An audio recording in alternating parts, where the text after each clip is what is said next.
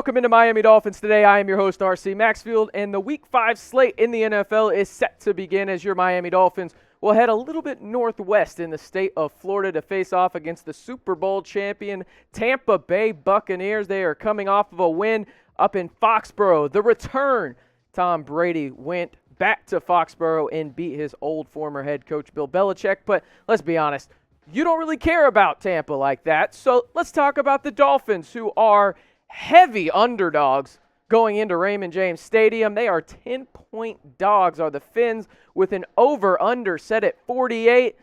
Not a lot going right there if you do the math for the Dolphins. But before we get into the preview for Week 5, I want to know who you got. Type MIA if you're going with Miami, or type TB. And no, that's not for Tom Brady or Tampa Bay. It's for Tampa Bay. And let me know down in the comments. I will let you know my prediction later on in the show. But I do expect to see a lot of TBs down there, if we're being real. And it looks like in the comments the past few weeks we've had some realization as Dolphin fans that things might not be as great as we thought. But maybe this is the week it changes, and maybe this guy surprises us. Jacoby Brissett, anybody heard of him? Maybe it's the week that he finally has a good game. If not, we'll talk about his possible replacement here in a second.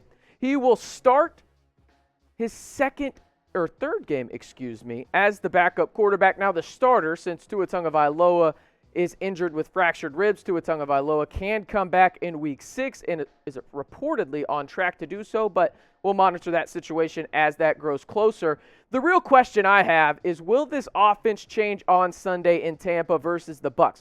Let's look at some offensive numbers so far this season for the Dolphins. And if you have children looking at your phones, I apologize. They will have nightmares and be keeping you up at night after looking at these numbers. Just abysmal. There's nothing good to take away from these whatsoever. The one that stands out the most to me is 15.5 points per game.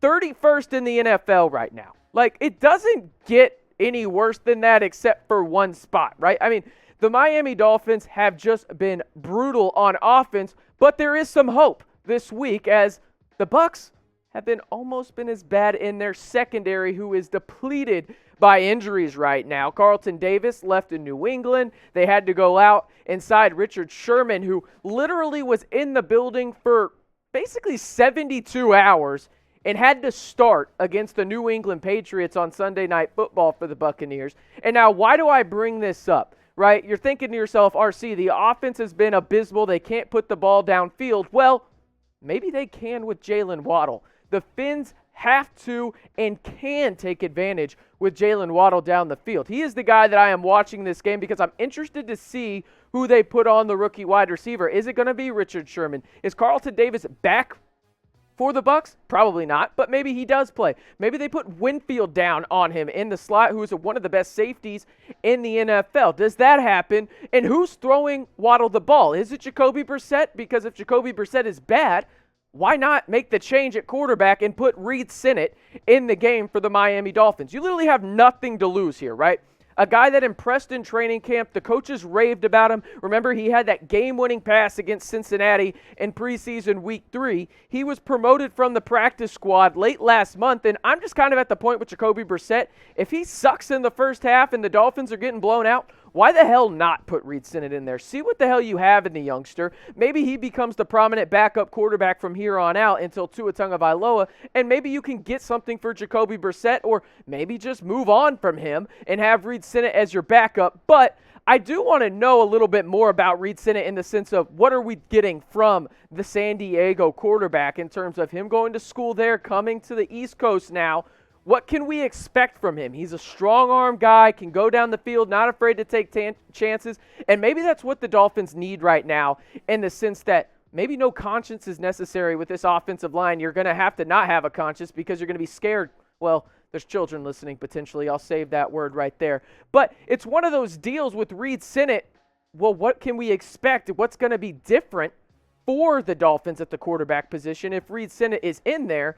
I mean, it's just going to be interesting to see with Reid Sinnett. But I will say this, again, if Jacoby Brissett isn't there, Reid Sinnett should be the starter. And you know where you should go right now?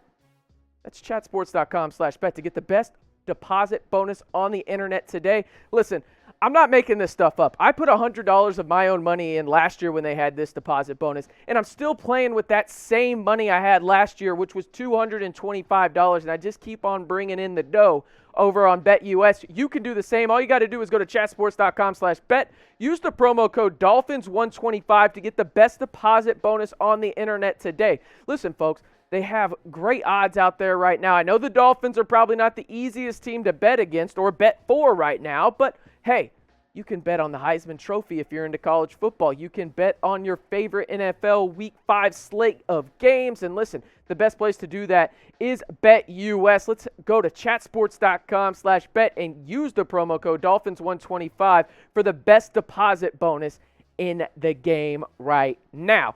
And before we jump into any more stuff on this preview show, I want to ask you this question real fast. Does the Dolphins offense change it all in Week 5 this Sunday, right? Does it?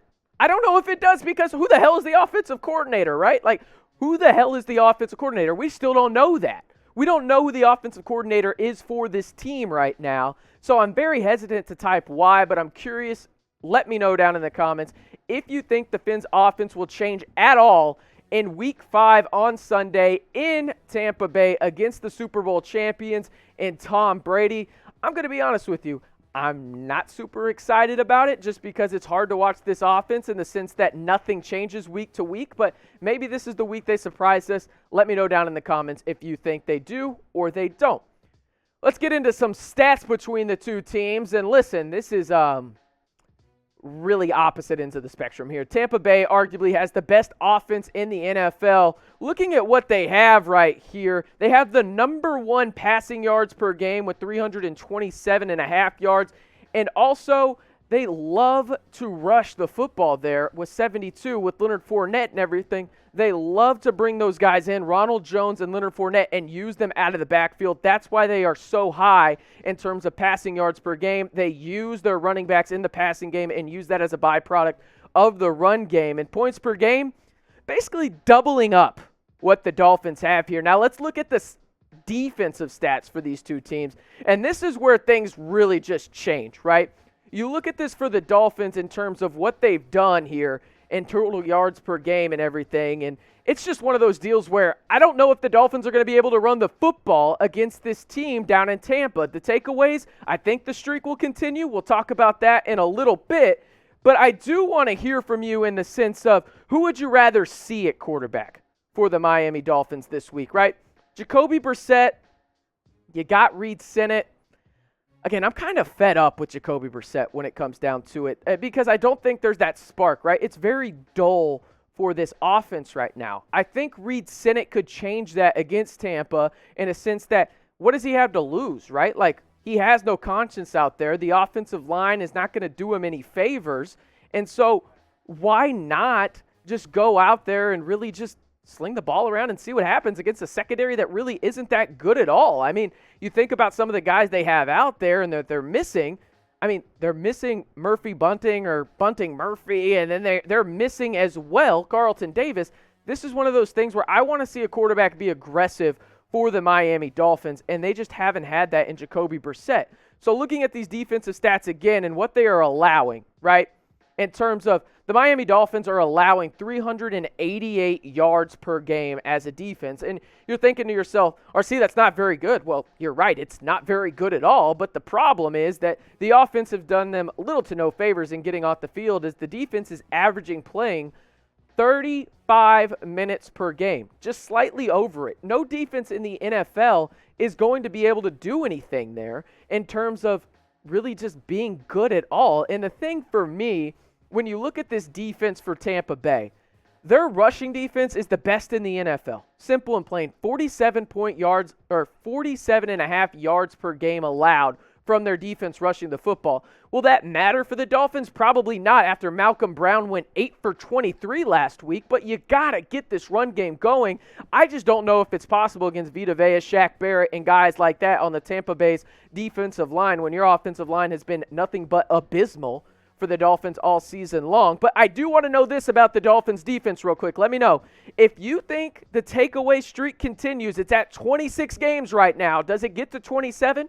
If you think so, like the video for me. That's all I'm asking. I think that they can continue this streak. It's one of the longest streaks in the NFL's history in terms of takeaways. I love this defense and what they bring to the table. It's just, damn it, they're tired because the offense doesn't stay on the field long enough for them to even get Gatorade on the sideline. It's just kind of crazy what's going on right now. But you know what's not crazy? The best Miami Dolphins YouTube channel right now. I mean, look at this. I mean, we're trying to get to 17.5 in terms of subscribers on the channel. I've looked at the data. 48% of y'all don't subscribe that watch. What the hell are you doing? Hit that big red button, turn it gray, get free videos daily on your Miami Dolphins. Nobody's bringing you free daily content on your Miami Dolphins year round. Well, we are here on YouTube right here. All you got to do to stay in the know on your Miami Dolphins all year long is hit that big red button and subscribe to Miami Dolphins today. Let's run through the things that I am watching in Week 5 for the Miami Dolphins. Can the O-line keep Brissett upright? That's the biggest question for me. And can they take more downfield shots? But let's go to the guy that really just stands out when it comes down to it, in the sense that Jacoby Brissett's got to stay upright. That's Austin Jackson in terms of him really being the guy that has to change, right? 20 QB pressures. You're seeing that, right? Like, that is not something that we have messed up graphically. Listen, me and Matt, we have messed up on some graphics in our time here at Chat Sports, but we did not mess up on that. 20 QB pressures in 3 games. Just how the hell do you even do that? Look at this bunch of misfits that Chris Greer put together and spent way too much draft capital on for them to suck. Like, I mean, just look at it. I mean, what are we doing here? Austin Jackson and Jesse Davis. Jesse Davis, a guy that I thought would be good at right tackle, has been abysmal and had to be moved to left guard. Just, there's no bright spots right now. Even Liam Eichenberg has struggled, and he's a rookie. I get that, and they've talked about potentially moving him to left guard. He says he thinks he's better at right tackle. I'll tell you this, they better be better at containing Vita Vea and Shaq Barrett, because Jacoby Brissett might not be able to play the whole game if that's the case. My goodness, it's been an abysmal stretch for the Dolphins offensive line, and it has to get better, you think, at some point. But at this point, I'm not sure how it would be. The thing is, for me, they need to get the ball in their playmakers' hands to allow the offensive line really to just not be as worried about protecting the quarterback, make it quick, but also at the same time, use those deep shots appropriately, and Jalen Waddle is that guy. You just have to put your wide receivers in a place to succeed. Jalen Waddle hasn't been put in a place to succeed all year long outside of that Oakland game, or Las Vegas game, excuse me, Raiders fans. I know Mitch is probably going to get them all screaming at me. Matt's laughing because I know those Raider fans are going to come at me in the comments, but you put Jalen Waddle in a place to succeed. That's on Jacoby Brissett. That's on the offensive line. A guy on the defense that I'm watching is Xavier Howard. I think there are 2 primetime matchups on the outside in this game. You have Xavier Howard versus Chris Godwin, and then you also have Byron Jones and Mike Evans. I am absolutely elated and ecstatic to watch these 2 matchups on the outside, which you have 2 of the best corners in the NFL, 2 of the best wide receivers. I cannot wait to watch these guys play on Sunday in an effort to hopefully get Miami their 2nd win of the season. Now, when you look at what the offense has done for Miami, in the sense that we're transitioning from defense to offense here, because, again, it's going to be hard for Xavier Howard and Byron Jones to stay on the field for another 35 minutes against this offense. If that's what happens because of this offense from the Dolphins that's just been bad, I mean, it's going to be a rough Sunday. But I will say this, it could be more of the same for the Dolphins offense, in the sense that I don't know how they're going to exploit the Tampa Bay Buccaneers, in the sense that Vita Vea is going to be in Jacoby Brissett's face, Shaq Barrett's going to be on his right.